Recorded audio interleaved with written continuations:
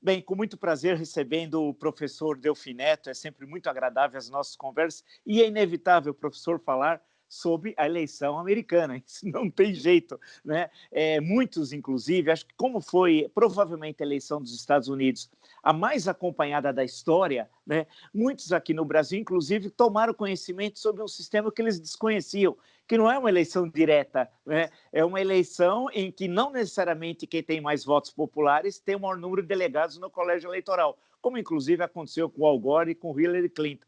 E uma forma meia sui generis, dificuldade de se inscrever como candidato, 10 horas na fila, não é feriado o dia de votação, tem poucos locais para votar, e nesse quesito, professor Delfim, o Brasil está muito à frente, muito à frente. O que o senhor acha desse processo todo?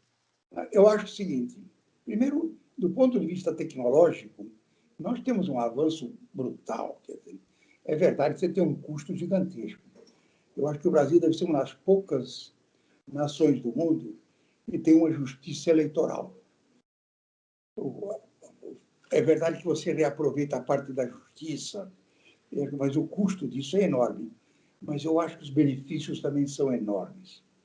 Na verdade, no Brasil, você tem 150, 140 milhões de eleitores, praticamente os Estados Unidos agora, 150, e apura tudo em 6 horas, sem nenhuma confusão, nunca houve nenhum problema. Também temos dois meridianos, de forma que ajustamos tudo, nunca houve nenhum problema, e o sistema se aperfeiçoa de ano para ano. No Brasil, ninguém leva hoje mais do que 3 minutos para votar. Está à porta do posto eleitoral, entra em 3 minutos, chega, volta e sai. De forma que a coisa é ultra organizada e que é, na verdade, um progresso que nós estamos exportando para o mundo. Essa tecnologia é uma tecnologia desenvolvida no Brasil por um grupo de pessoas muito competentes que estão na justiça eleitoral, como funcionários. Mas eu acho o seguinte, o método, Vila, você tem mais conhecimento até do que eu, aquilo é uma verdadeira federação. É disso que se trata. Eram 13 nações independentes. Sim. Que decidiram se transformar nos Estados Unidos da América, mas cada uma não abdicou dos seus direitos nem dos seus poderes.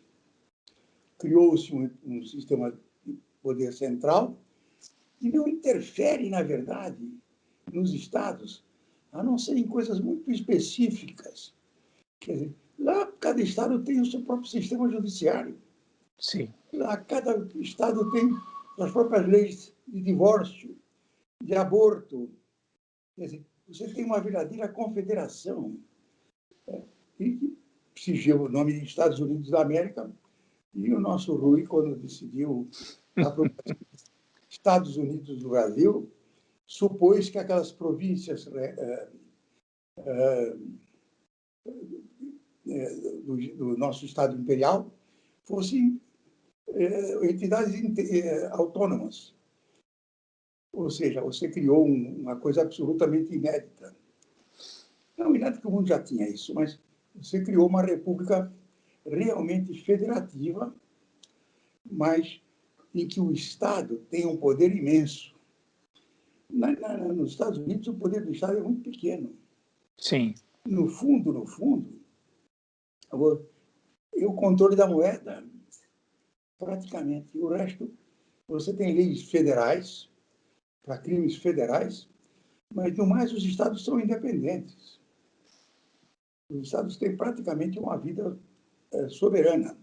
E isso se reflete nesse processo eleitoral, né, doutor Delfim? Nós não sabemos ainda o resultado. Quer dizer, nesse momento que nós estamos conversando, existe um equilíbrio muito grande entre as duas principais candidaturas, porque tem outros candidatos também, mas esses não contam. Caso pode ocorrer uma vitória de Trump ou uma vitória de Biden, mas independente da vitória de um ou de outro, o que significou na leitura do senhor os 4 anos de Trump à frente da presidência dos Estados Unidos? Na minha opinião, foi uma tragédia universal. O Trump retirou dos Estados Unidos um papel fundamental. Foi para um isolacionismo absolutamente incompreensível. Abandonou os seus companheiros no meio do caminho, no fundo fez pouco da Comunidade Econômica Europeia, meteu-se em tudo quanto é canto. Na minha opinião, não há, minha opinião pessoal, Sim. não há resultado positivo que você possa apontar do governo Trump. O Trump, na verdade, ele, na minha opinião, é um psicopata. E com um poder extraordinário e com uma capacidade. Ele pode até me processar por causa disso, Vila. Vou te acompanhar nesses processos. Então, eu digo o seguinte, eu fiquei surpreso pelo interesse que se criou no Brasil por esta eleição. Nunca, eu já tenho alguns anos de vida. As eleições nos Estados Unidos se processavam normalmente, levava 6, 8 dias para você saber quem era o vencedor. Nunca houve nenhuma excitação, nenhuma competição, nenhum desejo. Ainda hoje de manhã, vi na televisão, as pessoas, os nossos comentaristas, desesperados, porque não podem saber, não podem esperar 4 ou 5 dias até que se defina definitivamente a eleição. É evidente que há um equilíbrio muito forte, o que mostra que os Estados Unidos é como o Brasil hoje. Está dividido realmente entre uma grande massa de pessoas que se identificam com aquela política do Trump, que é uma política igual a do Bolsonaro. É uma política que tem viés religioso, que tem preconceitos identitários. É uma política voluntarista, de forma que eu acredito que isso prejudicou muito os Estados Unidos. Nessa discussão com a China, a minha opinião é que os chineses têm feito do Trump o que eles desejam. Eles lançam um anzol, mesmo sem isca, e o Trump sai correndo para agarrar. E cada vez que ele se meteu num embate com a China, ele saiu perdendo. Os Estados Unidos saíram perdendo. Diminuíram. Os Estados Unidos são hoje menores do que eram. Quando eu digo relativamente menores. Sim. A China já vinha se desenvolvendo dramaticamente nos últimos 40 anos, mas nesses últimos 4 anos, o desenvolvimento chinês não parou. Enquanto o mundo, atrapalhado pelo Trump, enfrentou as maiores dificuldades, restrições de comércio, tudo, cada medida dessa, cada aumento de tarifa, terminou contra os próprios americanos. Ele não defendeu o território da ferrugem, aquela indústria que estava morrendo. Pelo contrário, aquela indústria continuou morrendo. E os Estados Unidos continuou perdendo posição no nível internacional. E hoje, ninguém pode confiar nos Estados Unidos. Na verdade, os Estados Unidos é o parceiro menos confiável do mundo. Sim. Depende da vontade de um homem. E essa questão, doutor Delfim, porque no campo econômico, deixando de lado, por exemplo, a questão militar, tal, olhando a questão econômica, o papel dos Estados Unidos no mundo, né, foi mudando nas últimas décadas, né?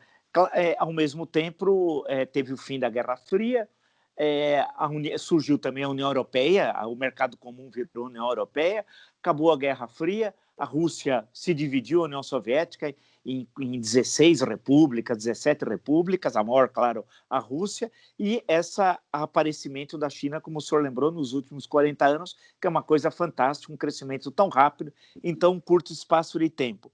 Alguns fazem aquela análise assim, meia de dilúvio, olha, os Estados Unidos acabou. Não parece ser assim, com uma economia tão forte. Mas como economicamente os Estados Unidos pode se recolocar nesse mundo que é tão diferente daquele mundo da Guerra Fria, quando ele teve hegemonia econômica e militar? Ou ele vai ter que se conformar com um mundo multipolar. Sim. Não tem mais como. Aquela, no fundo, a hegemonia foi obtida durante a Segunda Guerra Mundial, onde eles tiveram um benefício extraordinário. Eles foram à guerra, perderam, morreram 50, 60 mil homens, é uma verdade. Foram à guerra, primeiro despreparados, mas com a maior indústria do mundo. Quando começou a guerra com o Japão, você mobilizou a América para se vingar. A quantidade de navios, de aviões, de material bélico, de invenções produzidas pela guerra foi gigantesca. E os Estados Unidos tinham paz interna. Por quê? Porque não existia nenhuma capacidade de você atingir os Estados Unidos no seu território. Não existiam foguetes. Ou seja, durante muito tempo, e ele foi a máquina que produziu, na verdade, e que terminou com a guerra. A guerra foi terminada numa hora trágica no final, com uma bomba atômica, 2 bombas atômicas no Japão, e que estabeleceu a hegemonia americana no mundo. E eu acho que ela foi se mantendo, tanto que ficou só Rússia e Estados Unidos. A Rússia caiu sozinha de madura. Na verdade, a competição dos Estados Unidos com a Rússia era uma coisa muito triste, porque o produto bruto americano, a renda per capita americana, era provavelmente 20 vezes ou 15 vezes a renda per capita da Rússia. O processo de competição que se estabeleceu, a Rússia não tinha condições de acompanhar os Estados Unidos nos investimentos tecnológicos. Ou seja, na verdade, a Rússia se dissolveu na própria tentativa de se defender. Ela teve que ir apertando o seu regime, ou seja, tinha que fabricar cada vez mais canhões para comer menos manteiga. E isso tudo terminou na grande crise do petróleo, quando os países que eram associados a ela tiveram uma crise também que foi enorme, como aconteceu no Brasil. Crise de balanço de pagamentos, e naquele tempo ela não produzia petróleo. De forma que a briga com a Rússia foi uma briga de um outro gênero. Veja uma coisa, por que ela deu todas as vantagens para o Japão depois da guerra? Foi para segurar o Japão lá embaixo. O Japão já tinha feito uma guerra com a Rússia em 1908. Sim, sim. Por que ela deu todas as vantagens para a Coreia do Sul, a Coreia, para segurar a China? O que aconteceu? Quando o Mao brigou com o Stalin, o Nixon foi lá e ofereceu para a China mercado americano. A China só é China porque os Estados Unidos decidiram que ela fosse uma oposição forte à China, à Índia, à Rússia, e abriram o seu mercado, levaram para lá equipamento, levaram milhões de trabalhadores chineses, engenheiros, para aprender nos Estados Unidos, financiaram, na verdade, uma expansão da indústria, era uma cópia, e achavam que não temiam esse fato. Sim.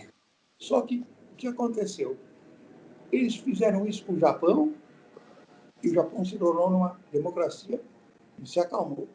Fizeram isso na Coreia, a Coreia se transformou numa democracia e se acalmou.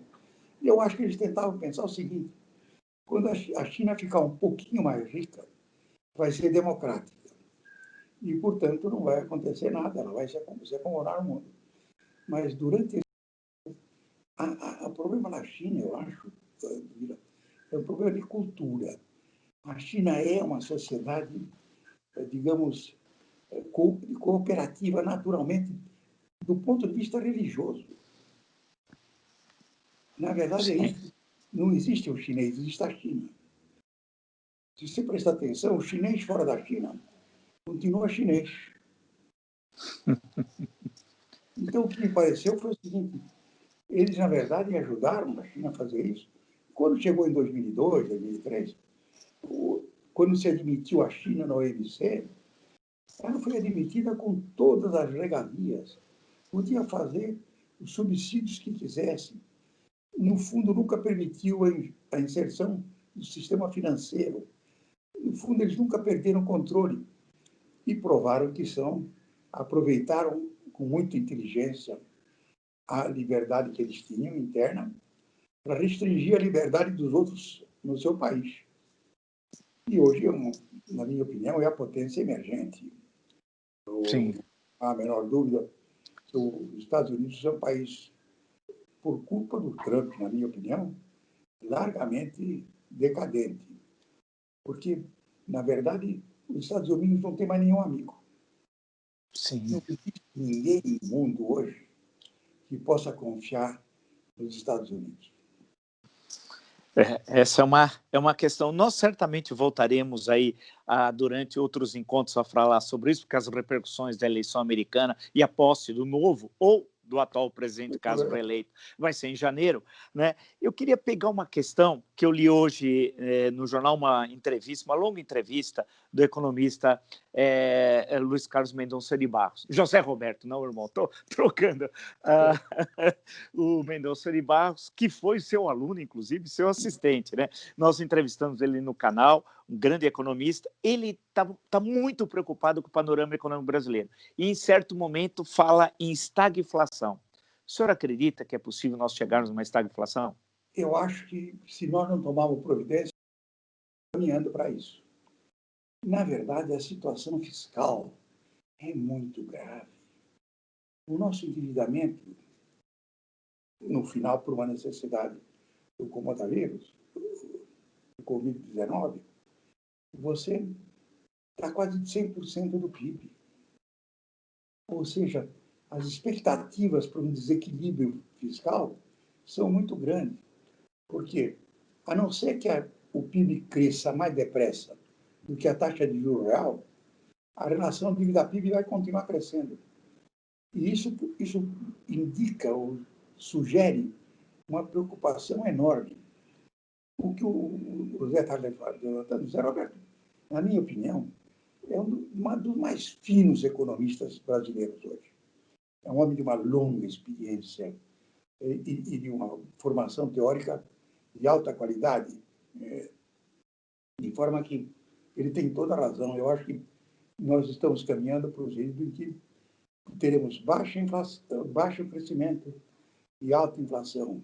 Estagflação é isso, é estagnação com inflação. A inflação não é um instrumento do desenvolvimento. A inflação é normalmente produto de quando é de desenvolvimento, é de um desenvolvimento muito desequilibrado. E no caso como este, no Brasil, eu acho, ela será consequência do descontrole das finanças. O problema é muito sério, Vila. Se você prestar atenção, a dívida é hoje de 100% do PIB praticamente, mas 25% dela vence num ano. Ou seja, você precisa de um controle muito estrito e você não vê esse controle. Quer dizer, todos os programas do governo que deveriam estar em prática, que é, na verdade, tem hoje o teto, mas é permanentemente atacado e as pessoas acabam se conformando, imaginando que se produzir dinheiro vai resolver tudo. Não adianta. O problema do Brasil é um problema de desequilíbrio fiscal que só pode ser atacado, Vila, respeitando a lei do teto e dando para o governo gatilhos capazes de controlar as despesas que crescem exponencialmente por conta dos problemas constitucionais. E eu volto a insistir, o governo hoje controla 6% da despesa. Ou seja, todos 94% as despesas do governo são obrigatórias. Ele não tem como deixar de cumprir. O que significa isso? Significa que quem está controlando o Brasil hoje não é o Bolsonaro. Quem está controlando o Brasil hoje foram os constituintes que fizeram a Constituição em 1986, que foi promulgada em 88. Lá, nós fixamos, eu digo não porque eu estava lá, Sim. como o governo deveria se comportar para o resto da vida. É preciso, portanto, enfrentar esse problema com coragem e e entender que hoje o Brasil tem um problema grave. Você precisa de um programa de renda mínima capaz de sustentar aí 40 ou 50 milhões de pessoas. Isso é uma ampliação da renda básica, da renda... Lá do Bolsa Família, né? Bolsa Família, todas essas rendas, reunir tudo isso. E, no final, compreender que vai ter que cortar muita despesa, vai ter que cortar muito subsídio, vai ter que cortar muito benefício, vai ter que encontrar mecanismos em que essa classe burocrática que está no Estado por concurso público e se apropria realmente dos recursos nacionais, vai ter que ceder. Não é possível que o Brasil inteiro sofra, como está sofrendo, uma queda dramática da sua renda nos últimos 8 ou 9 anos. E você tem no Brasil uma casta que não sofreu a menor restrição, continuou tendo férias de 60 dias, continuou com penduricalhos de toda a natureza, continuou controlando o poder. Essas coisas não têm mais como continuar. O Brasil vai ter que enfrentar esse problema, queira ou não queira. Então, vamos ver na semana que vem, doutor Delfim, como é que vão estar as coisas, vamos ver se até lá, presume-se que a eleição americana pode estar decidida, apesar de que pode terminar na Suprema Corte. Seguramente. Eu acho que há uma grande probabilidade dela terminar na Suprema Corte. E aí as coisas vão ficar muito mais complicadas. Inclusive com efeitos na economia internacional e para o Brasil adversos, né? Extremamente adversos. Vamos aguardar ver o que vai acontecer. Muito obrigado, doutor Delfim. Nos encontramos na semana que vem. Até a próxima semana. Até a próxima semana. Abraço.